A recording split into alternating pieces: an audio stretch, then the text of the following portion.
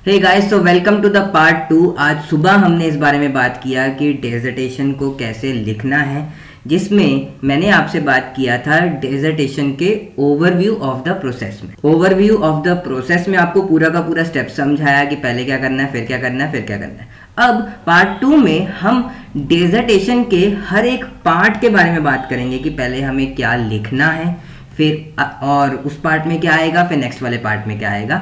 With example, with a live demo आपको मैं ये चीज़ें समझाऊंगा। तो जब हम पार्ट्स ऑफ अ डेजर्टेशन की बात कर रहे हैं तो वो होता है हमारा title page, abstract, acknowledgement, table of contents, list of figures, introduction, literature review, methodology, results, discussion, conclusions, references, appendices और बिब्लियोग्राफी। तो ये 14 पार्ट्स हैं जो कि मिलके हमारी डेजर्टेशन बनाती हैं।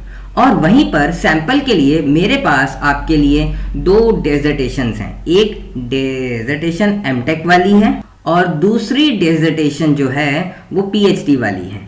तो इन दोनों के थ्रू हम ये समझेंगे कि आपको डेजर्टेशन जो है वो लिखनी कैसे है। तो सबसे पहला पार्ट जो डेजर्टेशन का आता है वो है टाइटल पेज। टाइटल पेज में क्या क्या आता है, हमारा डेजर्टेशन का टाइटल, हमारा ऑथर नेम, डिपार्टमेंट का नाम, इंस्टीट्यूट का नाम, कौन सी डिग्री की वो डेजर्टेशन है, मास्टर्स की है या डॉक्टरेट की है, फिर उसकी सबमिशन डेट। और कुछ केसेस में हम स्टूडेंट नंबर मीन्स उसका रोल नंबर, उनका नाम, हमारे सुपरवाइज़र का नाम, जिस यूनिवर्सिटी के अंदर वो कॉलेज है जहाँ पे हम अपनी डेजर्टेशन सबमिट कर रहे हैं, उनका लोगो भी कई बार हमारे टाइटल पेज पर आ जाता है। ये आप देख सकते हैं, आपके सामने एक डेजर्टेशन का फ्रंट पेज है। यहाँ पे हमारे डेजर्टेशन का टाइटल, उस यूनिवर्सिटी का लोगो, किस डिग्री में ये सबमिट हुआ है, उस स्टूडेंट की इंफॉर्मेशन, गाइड का नाम, किस डिपार्टमेंट में है और उसका ईयर। सिमिलरली ये जो दूसरी हमारी सैंपल डेजर्टेशन है, यहाँ पर भी टाइटल, उस ऑथर का नाम और किस डिग्री में सबमिट हुआ है, कहाँ पर सबमिट हुआ है और ईयर। तो ये स्पेसिफिकेशंस हर कॉलेज की अलग से हैं। तो इसका सैंपल आपको आपके कॉलेज से मिलेगा कि फ्रंट पेज पर क्या क्या आना चाहिए। टाइटल पेज के बाद जो नेक्स्ट चीज आनी चाहिए वो है हमारा एब्स्ट्रैक्ट। एब्स्ट्रैक्ट क्या है कि हमारे पूरे काम की एक ओवरऑल समरी है, या आप मान लीजिए एक डायग्राम है। यहाँ पे डायग्राम का मतलब ये नहीं है कि आपको डायग्राम बनानी है, बल्कि एक ओवरव्यू है जहाँ पे हम अपने रिसर्च क्वेश्चन के बारे में बात करते हैं, उसकी जो हमने स्ट्रैटेजी फॉलो की है वो उस बारे में बात करते हैं और रिजल्ट्स के बारे में बात करते हैं। यहाँ पे हम पूरे डिसर्टेशन का एक जनरल आइडिया देंगे और ये 150 टू 250 वर्ड्स का होना चाहिए। और सिंस ये हमारे डिसर्टेशन में शुरू में आएगा, तो कोई भी हमारी डिसर्टेशन पढ़ेगा तो पहले वो इसी चीज़ को पढ़ेगा। तो इसीलिए बहुत इम्पॉर्टेंट है कि हम इसको एक प्रॉपर वे में स्ट्रक्चर करें। यहाँ पर आप देख सकते हैं कि एब्स्ट्रैक्ट में हमने शुरू में पहले अपने इंफॉर्मेशन को बताया, हमने एक सेटअप किया, फिर उसके बाद नेक्स्ट लाइन में हमने उसको और एक्सप्लेन किया, राइट। और फिर हमने अपने जो हमारा काम है वो इम्पोर्टेंट क्यों है उस चीज़ को समझाया, और फिर फाइनली हमने अपने काम का एक्सप्लेन किया कि हमने क्या कर रखा है, और अंत में आएंगे फिर हमारे रिजल्ट्स। सिमिलरली यहाँ भी पहले हमने अपने काम का बैकग्राउंड एक्सप्लेन करा, और फिर हमने करा कि हम क्या काम कर रहे हैं, किस चीज़ में काम कर रहे हैं, और फिर हमने अपने रिजल्ट्स को शो किया। तो ऐसे आप आपका एब्स्ट्रैक्ट को लिखेंगे। एब्स्ट्रैक्ट के बाद जो नेक्स्ट चीज़ आपकी आनी चाहिए वो है एक्नॉलेजमेंट। एक्नॉलेजमेंट में आप उन सब लोगों का थैंक्स करेंगे जिन्होंने आपके डिसर्टेशन में आपकी हेल्प की है। वो आपके मेंटर हो सकते हैं, आपके टीचर हो सकते हैं, आपके सुपरवाइज़र हो सकते हैं और आपके फ्रेंड्स एंड फैमिली भी हो सकते हैं। यहाँ पर आप देख सकते हैं कि एक्नॉलेजमेंट में उन्होंने पहले अपने गाइड के बारे में बात किया, फिर उन्होंने जो उनके लोकल कॉलेज के गाइड थे वहाँ को थैंक्स बोला, और फिर फाइनली अपने फैमिली को। सिमिलरली इस वाली डिसर्टेशन में भी उन्होंने पहले अपने उन सारे लोगों का थैंक यू बोला जिन्होंने उनको इनकरेज किया था, और अपनी फैमिली को भी। नेक्स्ट चीज़ आ जाती है हमारी टेबल ऑफ कंटेंट्स, जहाँ पे हमारे सारे चैप्टर्स का नाम होएगा, उनकी हेडिंग और सब heading with accurate page number, so that हम किसी भी पार्ट तक इजीली पहुंच पाएँ। जैसे कि आप देख सकते हैं यहाँ पर आ गया हमारा टेबल ऑफ कंटेंट्स। यहाँ पे हमारे शुरू की चीज़ें, और फिर हर चैप्टर ये चैप्टर का नाम है, उसकी सब हेडिंग्स हैं, और सब हेडिंग्स के अंदर जो हेडिंग्स आती हैं विद देयर पेज नंबर, ये सब चीज़ें हम डालेंगे हमारे टेबल ऑफ कंटेंट्स में। हर चैप्टर का नाम, उसका पेज नंबर और उसकी सब हेडिंग। और यही स्कीम यहाँ भी फॉलो की गई है, चैप्टर का नाम, उसकी सब हेडिंग्स और उनके पेज नंबर्स, ये सारा कुछ आएगा हमारा टेबल ऑफ कंटेंट्स में। टेबल ऑफ कंटेंट्स के बाद आता है हमारा लिस्ट ऑफ फिगर्स, जहाँ पे हम फिगर्स के नाम की बात कर रहे हैं with their accurate page number for easy navigation. यहाँ पर आप देख सकते हैं कि लिस्ट ऑफ फिगर्स दिया हुआ है, जहाँ पे फिगर का नाम along with their page number. उसके बाद आता है हमारा इंट्रोडक्शन पार्ट। इंट्रोडक्शन में हम अपने रिसर्च टॉपिक के बारे में बताते हैं, उसकी बैकग्राउंड इंफॉर्मेशन के बारे में बताते हैं, और अपने रिसर्च के एम्स एंड ऑब्जेक्टिव्स के बारे में बताते हैं। इससे रीडर को एक क्लियर आइडिया हो जाता है कि हमें ये रिसर्च क्या है, ये क्यों होनी चाहिए थी और कैसे हुई है। यहाँ पर आप देख सकते हैं ये हमारा इंट्रोडक्शन का पार्ट है, जहाँ पे हमने पहले बेसिक प्रिंसिपल समझाया, उसके बाद हमने जो हमने टेक्निक यूज़ की है वो उसके बारे में हमने बताया, फिर हमने क्या मेथड से किया है, कौन से टेस्ट यूज़ किए हैं वो।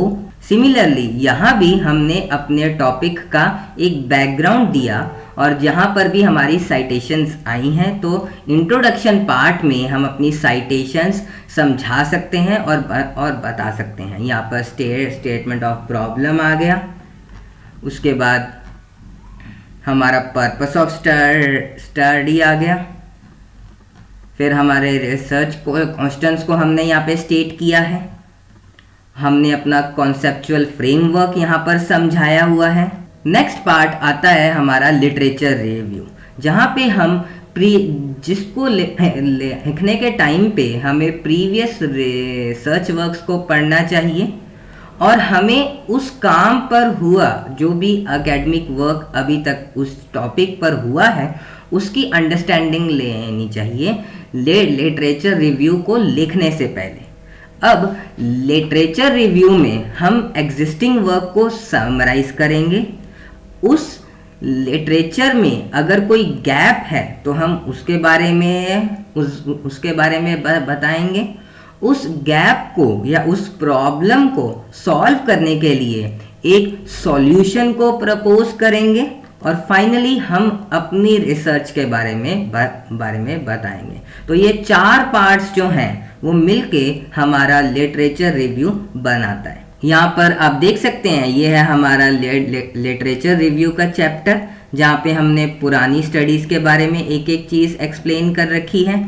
सिमिलरली यहाँ भी हमारा लिटरेचर रिव्यू का चैप्टर है, जहाँ पे हमने पहले की स्टडीज़ को डिस्कस कर रखा है। उसके बाद जो हमारा नेक्स्ट पार्ट है वो है हमारा मैथोडोलॉजी। यहाँ पे हम ये चीज़ के बारे में बात करेंगे कि हमने अपना रिसर्च का काम कैसे किया, हमारी अप्रोच क्या थी, हमारा टाइप ऑफ रिसर्च क्या था, क्वालिटेटिव था, क्वांटिटेटिव था या फिर एक्सपेरिमेंटल था, हमने कौन से मेथड्स एंड टूल्स यूज़ किए हमारे डाटा को कलेक्ट करने के लिए, हमने इंटरव्यू किया या सर्वे किया या कुछ भी, और हर एक डिटेल की कहाँ और किसके साथ आपने आपकी रिसर्च किया, और इस काम को करने के लिए जो भी ऑब्स्टेकल्स आए उनके बारे में भी आप बताएंगे, और उन ऑब्स्टेकल्स को कैसे आपने ओवरकम किया उस चीज़ को भी आप एक्सप्लेन करेंगे। फिर जो मेथड्स आपने यूज़ किए हैं उनको आप एवेलुएट करेंगे, और मेथड से आपका मेथड बेटर कैसे है उस चीज़ को आप जस्टिफाई करेंगे। यहाँ पे हम रीडर को कन्विंस करने की कोशिश करेंगे कि जिस तरह से आपने काम किया है वो ही एक बेस्ट अप्रोच है उस रिसर्च क्वेश्चन या फिर ऑब्जेक्टिव को आंसर करने के लिए या फिर सॉल्व करने के लिए। तो ये सब चीज़ें आएंगी हमारे मैथडोलॉजी पार्ट में। यहाँ पर जो ये हमारे पास सैम्पल डिसर्टेशन है, यहाँ पे चैप्टर 3 में उन्होंने थियोरेटिकल बैकग्राउंड दिया है, जहाँ पे उन्होंने हर तरह की टेस्टिंग को एक्सप्लेन करा है। फिर उन्होंने सिमुलेशंस जो की हैं मैटलैब में वो कैसे करी और क्या उसकी आउटपुट थी उस चीज़ को एक्सप्लेन किया गया है। और इस चैप्टर में उन्होंने अपना एक्सपेरिमेंटल सेटअप एक्सप्लेन करा है कि क्या ऑपरेटर्स यूज़ किए गए थे, उस सेटअप की वर्किंग क्या है, ये उसकी एक स्कीमेटिक आ गई उस सेटअप की, उसकी ऑब्जर्वेशंस आउटपुट क्या आई उस सारे एक्सपेरिमेंट्स की, वो सारी कुछ यहाँ पर एक्सप्लेन की गई हैं। सिमिलरली यहाँ जो चैप्टर है हमारा मैथडोलॉजी वाला, यहाँ पर भी ये सारी चीज़ें एक एक करके बताई गई हैं कि उस रिसर्च का डिज़ाइन क्या था। अब इसके बाद जो नेक्स्ट चैप्टर आता है वो आता है हमारा रिजल्ट्स का, जहाँ पे हम अपने फाइंडिंग्स और रिजल्ट्स को समझाएंगे। यहाँ पे हम टेबल्स और फिगर्स को भी इंक्लूड कर सकते हैं। हमें हर वो रिजल्ट के बारे में बताना है जो कि हमारी हाइपोथेसिस से जुड़ा हुआ है, और हमें ये भी समझाना है कि क्या हमारे रिजल्ट्स जो हैं वो हमारे रिसर्च क्वेश्चंस को एड्रेस कर पा रहे हैं या नहीं। यहाँ पर आप देख सकते हैं कि इस वाली डिसर्टेशन में इन्होंने अपने रिजल्ट्स को यहाँ पर बताया है और प्रिकॉशन समझाए हैं इस मेथडोलॉजी के। और सिमिलरली यहाँ भी उन्होंने अपने रिजल्ट्स को एक्सप्लेन कर रखा है। नेक्स्ट चैप्टर आता है हमारा डिस्कशंस का, जहाँ पे हम अपने रिजल्ट्स की डिटेल्स को बताएंगे। हम अपने लिटरेचर रिव्यू और रिसर्च क्वेश्चन के बीच में एक रिलेशनशिप बनाने की कोशिश करेंगे। अपने रिजल्ट्स की इम्पोर्टेंस और शॉर्टकमिंग्स दोनों को समझाएंगे, और अगर हमारे रिजल्ट्स अनएक्सपेक्टेड थे तो हम उसका रीज़न भी बताएंगे। इसके बाद जो चैप्टर आता है वो है हमारा कंक्लूजन का। ये हमारी डिसर्टेशन का फाइनल चैप्टर है, जहाँ पे हम अपने मेन रिसर्च क्वेश्चन को आंसर करेंगे। हमारी जो भी फाइंडिंग्स हुई हैं इस रिसर्च से उसको कुछ वर्ड्स में एक्सप्लेन करेंगे और फ्यूचर की रिसर्च के लिए एक सजेशन छोड़ेंगे। ये सारा कुछ आएगा हमारा कंक्लूजन पार्ट में। यहाँ पर जैसे आप देख सकते हैं इस चैप्टर में उन्होंने पहले तो अपने रिजल्ट्स को एक्सप्लेन करा है, फिर फ्यूचर के लिए रिकमेंडेशंस दी हैं कि क्या हो सकता है। नेक्स्ट पार्ट है हमारा बिब्लियोग्राफी वाला। इसको हम बिब्लियोग्राफी भी बोलते हैं और रेफरेंस लिस्ट भी बोलते हैं। ये हमारा APA स्टाइल में या फिर MLA स्टाइल में हम लिखते हैं, जहाँ पे जो भी हमने अपने रिसर्च में यूज़ करा है, जो भी नॉलेज या कुछ भी, हम उसके सोर्सेस के बारे में बताते हैं। हर एक रिसर्च रिलेटेड इंफॉर्मेशन जो है वो हमें और उसका सोर्स यहाँ पे हमें बताना है। अब ये आप देख सकते हैं ये एक रेफरेंस है, एक रेफरेंस का एग्जाम्पल है, जहाँ पे फर्स्ट आपका आता है कि ऑथर का नाम, ईयर, उस जो भी वो थीसिस है या फिर डिसर्टेशन है उसका टाइटल, फिर वो क्या है, किस यूनिवर्सिटी में सबमिट हुई थी और किस शहर में है वो। ये सारी चीज़ें हम हर केस में हमारे बिब्लियोग्राफी और रेफरेंसेस पार्ट में डालेंगे। अब कईयों को डाउट ये आ जाता है कि रेफरेंसेस और बिब्लियोग्राफी में फ़र्क क्या है। जो भी चीज़ें हमने अपने रिसर्च में यूज़ करी हैं, जो भी हमने रिसर्च रिलेटेड इंफॉर्मेशन यूज़ करी है, उसको हम डालेंगे रेफरेंसेस में, राइट। जो हमने पढ़ी है पर यूज़ नहीं करी वो हम डालेंगे बिब्लियोग्राफी में। ये इन दोनों का फ़र्क है। जैसे कि आप यहाँ पे देख सकते हैं, ये रेफरेंसेस है इस डिसर्टेशन की। पहले हमारे ऑथर का नाम, फिर टाइटल, फिर किस जर्नल का नाम, उसका वॉल्यूम किस ईयर का है और किस पेज नंबर में है, ये सारी चीज़ें हम यहाँ पर बताएंगे। सिमिलरली यहाँ पर भी रेफरेंसेस हैं, उस ऑथर का नाम, ईयर, उस टाइटल का नाम, कहाँ से वो ली गई है, वो सारी चीज़ें यहाँ पर हमारे रेफरेंसेस पार्ट में आ जाएंगी। इन सब के बाद एक और चीज़ ऐड हो जाती है, हम जिसको बोलते हैं एपेंडाइसिस। एपेंडाइसिस में हम हर वो मटेरियल डालेंगे जो कि हमारी रिसर्च वर्क को, हमारी रिसर्च वर्क की अंडरस्टैंडिंग को इम्प्रूव करे, जैसे कि हमारे questionnaires, observation sheets, interview transcripts या फिर सप्लीमेंट्री डाटा, जो कि हमारे काम को इन डेप्थ समझने में हेल्पफुल रहे, वो सारी चीज़ें आएंगी हमारी एपेंडाइसिस। कई केस में इनको एनेक्स्चर्स भी बोलते हैं, जहाँ पर हम ये सारी चीज़ें आ जाएंगी, और कई केस में इनको अपेंडिक्स ही बोलते हैं। तो ये दोनों चीज़ें आप अपने कॉलेज से कंफर्म कर पाएंगे कि हाँ आपको क्या लिखना है। सो आई होप मेरा ये वीडियो आपके काम आया होगा, आपको समझ आया होगा कि डिसर्टेशन को आपने लिखना कैसे है।